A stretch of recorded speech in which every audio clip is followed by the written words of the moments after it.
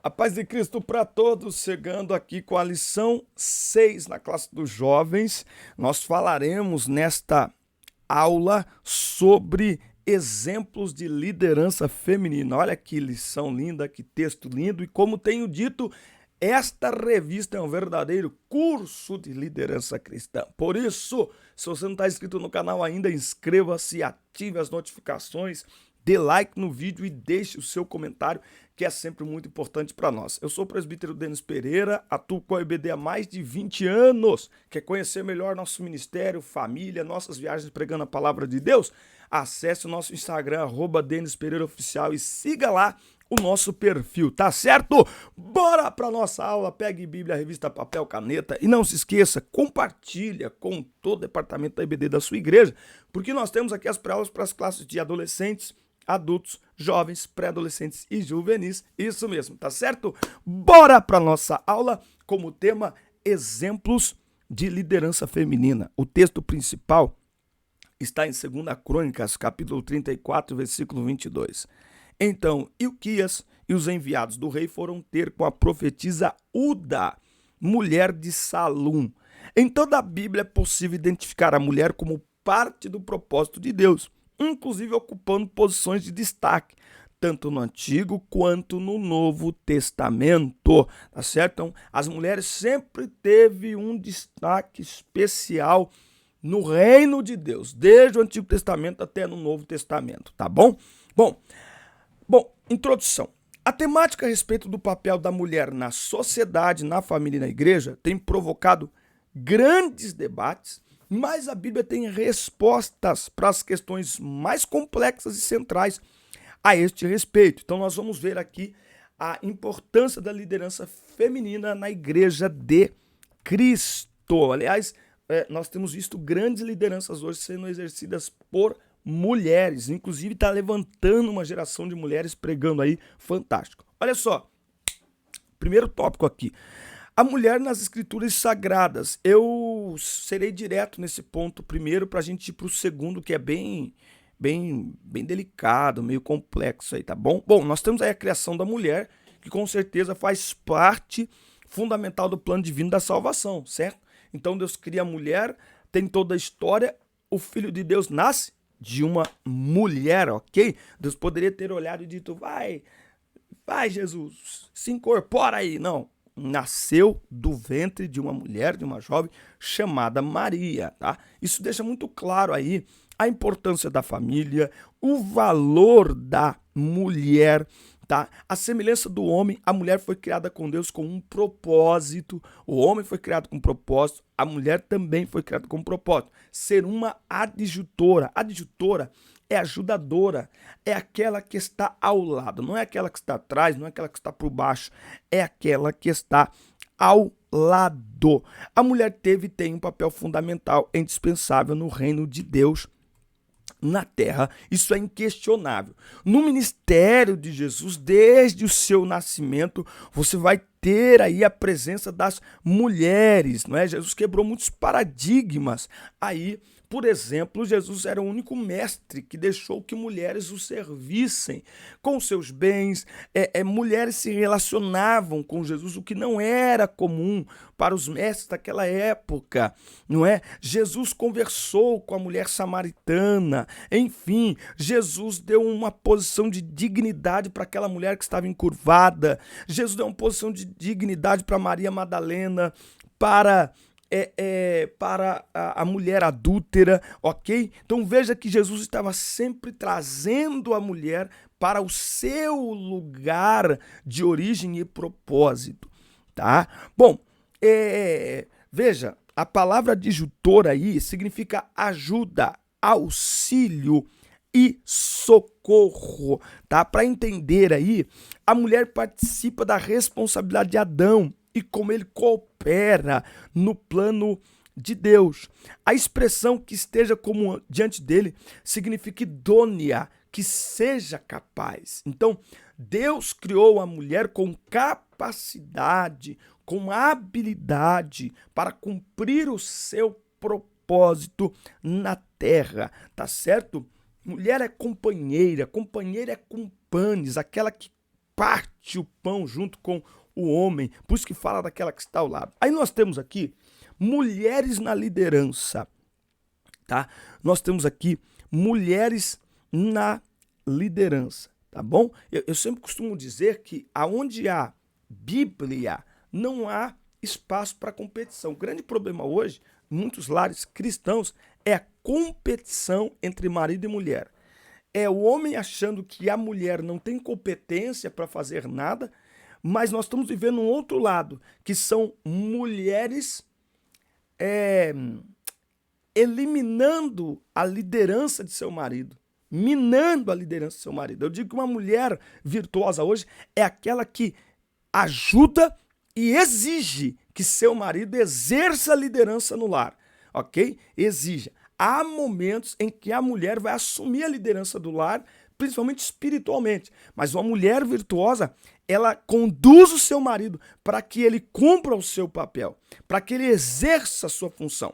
Tem muitas mulheres casadas, cristãs, que estão sobrecarregadas porque tiraram das mãos do seu marido a liderança da casa e assumiram para si um peso que o homem sozinho não consegue carregar e que elas sozinhas também não conseguem. Então, dentro de casa, não é espaço para competição. Dentro de casa, não há espaço para disputa. Os dois caminhando lado a lado, cumprindo o propósito para o qual Deus estabeleceu a família, para que o seu nome seja glorificado. Portanto, a mulher virtuosa dentro de casa, ela ajuda e, se preciso, ela exige que seu marido assuma a liderança, porque homem sem liderança é leão sem garra, meu irmão. Homem sem liderança é carro esportivo com motor de 1000 cilindradas. Não vai, entendeu? É gatinho. Não, o homem precisa exercer a liderança. Isso faz parte. Os filhos aprendem a respeitar o pai quando veem que a esposa, que a mãe, respeita a liderança que está sobre a vida de seu marido. E quando existe isso, há um equilíbrio na família. Recebe essa aí. Muitas famílias cristãs estão uma bagunça, desequilibradas, porque aquilo que Deus estabeleceu entre homem e mulher foi jogado no lixo. E aí o preço é caro. Muito bem, tópico 2. Mulheres na liderança não estava escrito nem no script, mas vai. Mulheres na liderança, nós temos Débora, tá? Débora, que exerceu função de juíza lá em Israel, tá bom? Débora, uma profetisa, tá bom? Ela era uma mulher corajosa, pois aceitou ir ao campo de batalha junto do exército e enfrentar o inimigo. Só que ela falou para Baraque, ó, só que a vitória não vai ser sua não, hein?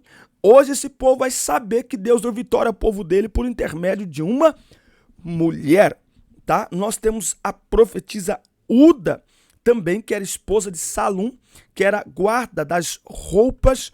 Aí, deixa só eu achar aqui, Uda, ok? Que está aqui, meu Deus do céu, ele era guarda das roupas da corte de Josias, tá bom?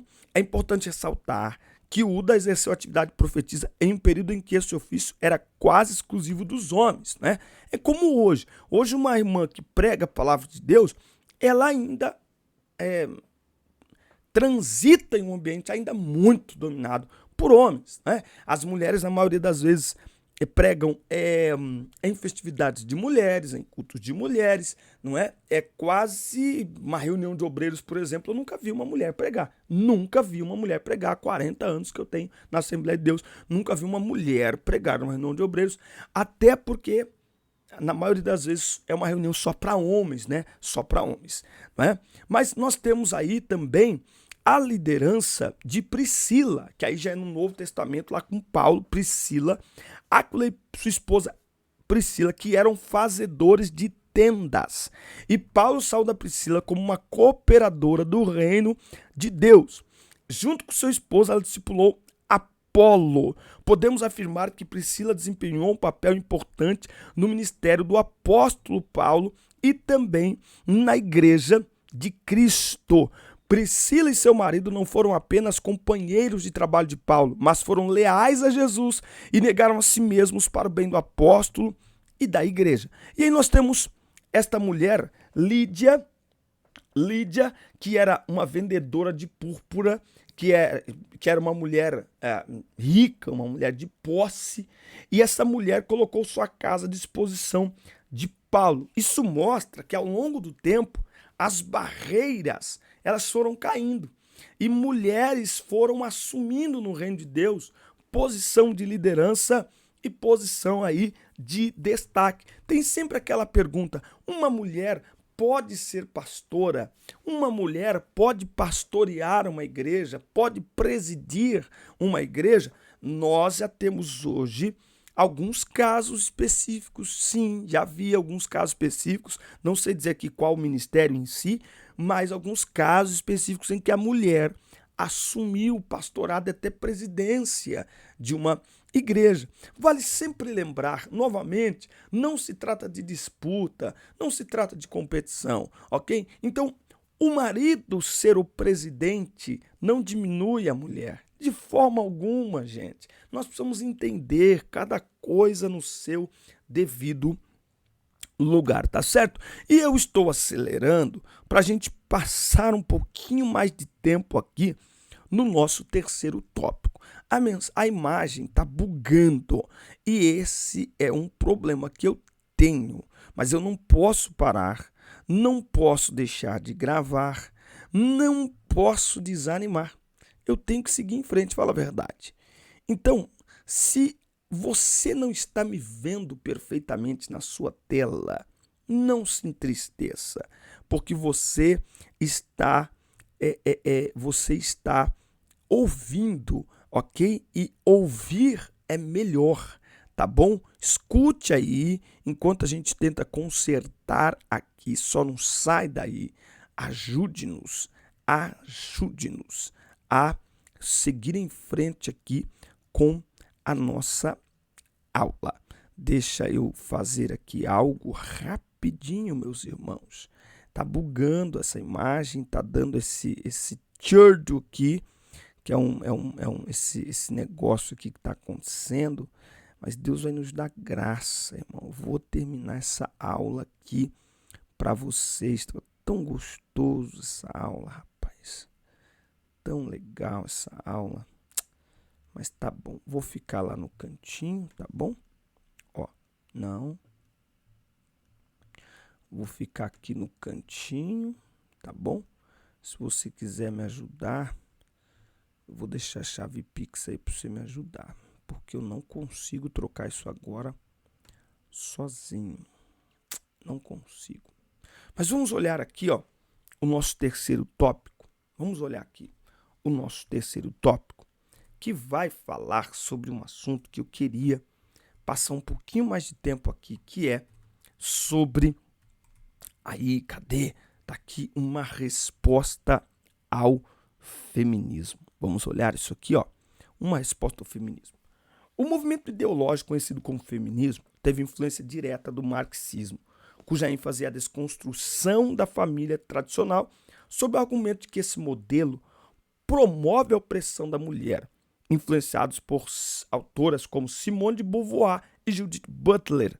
Os adeptos desse movimento arvoram a bandeira do feminismo com ataques frontais ao padrão bíblico de relacionamento familiar e conjugal. Então, essa semana é a semana para os professores aí darem uma olhada aí sobre aí o que é o feminismo, tá? Então, eles falam muito sobre o patriarcado, eles detonam a sociedade patriarcal. Deixa eu ver se eu acho alguma coisa aqui só para te mostrar, mas eles detonam esse modelo de sociedade, tá? A sociedade patriarcal, eles detonam, existem filósofos, existem, enfim, olha só o que eles falam, ó. Na sociedade patriarcal prevalecem as relações de poder e domínio dos homens sobre as mulheres e todos os demais sujeitos que não se encaixam com um padrão considerado normativo. Ou seja, tá vendo aqui, ó, a imagem aqui? Eles associam isso e eles colocam sobre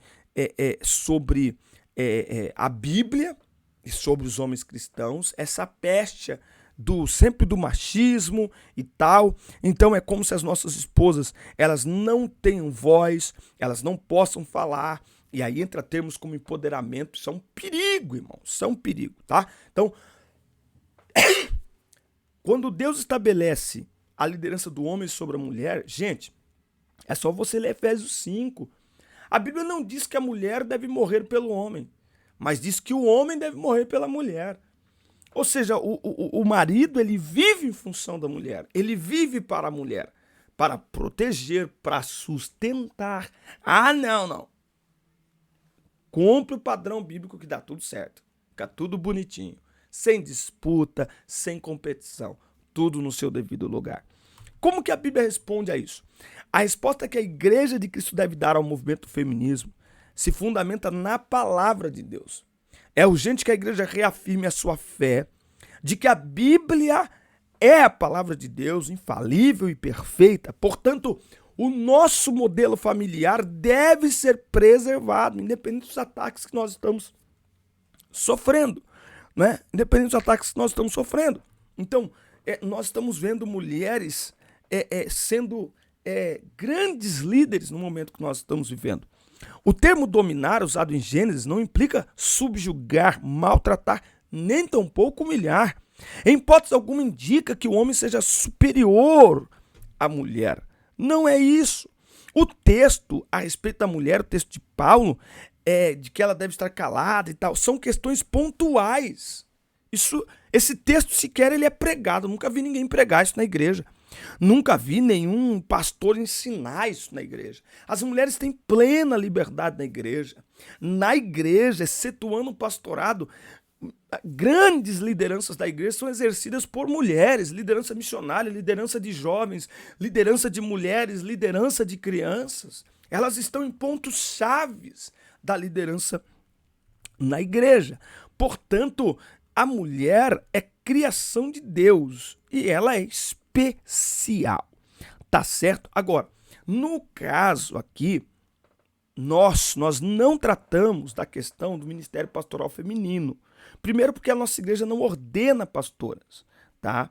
Segundo, tratamos a perspectiva de liderança comum de milhares de irmãs em departamentos eclesiásticos, que é uma realidade em nossas igrejas. O ensinamento bíblico de que a mulher deve ser submissa ao seu marido não implica torná-la inferior ou menos importante, mas fazer com que cumpra sua missão, e nisso Deus é glorificado. É como o texto lá de 1 Pedro, não é? A mulher seja considerada o vaso mais frágil. Meu Deus do céu, olha o contexto. Pedro está ensinando os homens. Você não trata uma mulher como você trata um homem. A mulher é diferente, ela não é menor, ela não é pior, ela é diferente. Há uma delicadeza em se tratar a mulher, e isso não a diminui nada, pelo contrário, isso a honra. Mas o feminismo, que só vale para ralé, aquelas que a defendem não vivem sobre isso, é apenas um discurso, né? E vale lembrar que dentro do feminismo está marxismo, toda essa lixeiraiada. Então que Deus nos guarde. A minha orientação aqui é que as igrejas tenham cuidado, tá? Que as igrejas tenham cuidado. Eu abro um parênteses aqui nessa aula, já concluindo. Tenho visto muitos trabalhos para mulheres na igreja. Muitos trabalhos. E nada para os homens. A desculpa é a seguinte: mas se a gente faz para os homens, eles não vêm. Nós precisamos achar uma maneira dos homens participarem de eventos para homens. Porque senão, nós estamos pegando o carro do lado direito e colocando um pneu novo, e do lado esquerdo nós estamos deixando um pneu velho. Vai rodar, mas vai desgastar, e uma hora esse negócio vai parar. Então a igreja é a única instituição que pode, precisa e tem condições de cuidar da família como um todo. Dos bebês, adolescentes, jovens, homens, mulheres, idosos, todos a igreja tem condições de cuidar e deve cuidar. Caso contrário, a gente fica cheio de lacunas. Nós temos uma lacuna entre adolescentes e jovens. Nós estamos com departamentos de adolescentes muito fortes, muito ativos. Departamentos de jovens em muitas igrejas quase morrendo. Departamentos de mulheres muito ativos.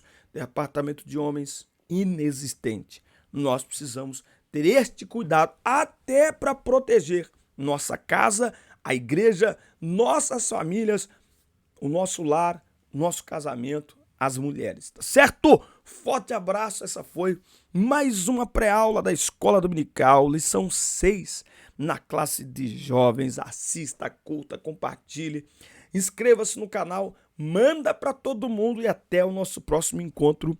Deus abençoe vocês.